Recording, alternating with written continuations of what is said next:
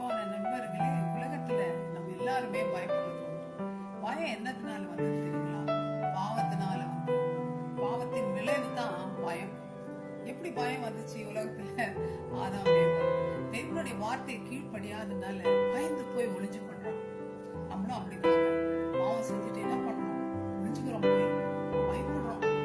உலகத்துல நடக்கிற காரியங்களை பார்த்து ஒவ்வொரு நாளும் பயப்படுறோம். ஃபியூச்சர் குறித்து பயப்படுறோம், நடந்தவைகளை குறித்து பயப்படுறோம், நடக்க போறவைகளை குறித்து பயப்படுறோம். இயேசுநாதர் சொல்றார், பயப்படாதே, நான் உன்னோட கூட இருக்கிறேன், நான் உன்னை விட்டு விலகிறது இல்லை, உன்னை கைவிடுவதில்லைன்னு சொல்ற, என் வலது கரத்தினால உன்னை தாங்குவேன்றார், உன்னை விடுவிப்பேன்றார். வேற என்ன நமக்கு வேணும்? சிறு மந்தையே பிதா ராஜ்யத்தை கொடுக்க சித்தமா இருக்கிறார். நம்ம ஏங்க பயப்படுறோம்? நம்ம அந்த சரீரத்தை அழிக்க வல்லவர்களாக நம்ம பயப்படுறோம். ஆண்டவர் சொல்றார், சரீரத்தை ஆத்துமா நரகத்திலே தள்ளுகிறவர்களுக்கு தான் பயப்படணும். இயேசு கிறிஸ்து பேதுரு கூட எங்க அவன் பேதுரு அரெஸ்ட் பண்ணிடுவாங்களோன்ட்டு பேதுரு என்ன பண்றாரு? இயேசுவை மறுதலிக்கிறார். ஆபிரகாம் கூட சாராளுடைய உறவை பத்தி ராஜா கேட்கும் பொழுது சகோதரின்னு சொல்லி பயப்படுறார்.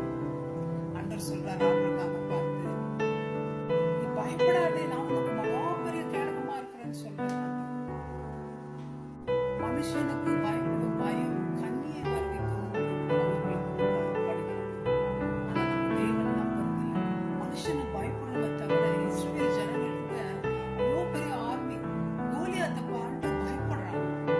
ஆண்டவராகிய தேவன் விடுவிப்பார்னு அவரை கண்டு பயப்படல, மனுஷனை கண்டு தான் பயப்படுறான். இஸ்ரவேல் ஜனங்கள் கூட அந்த கானான் தேசத்துல உள்ள போகும்போது பயப்படுறாங்க. ஏன்?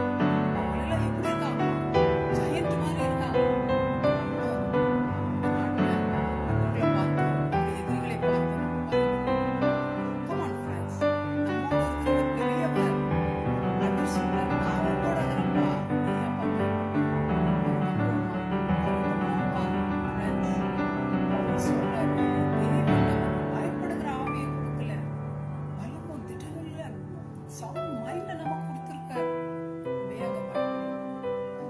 பயத்தை வென்றவங்க பேர்ல யாரு தெரியுங்களா?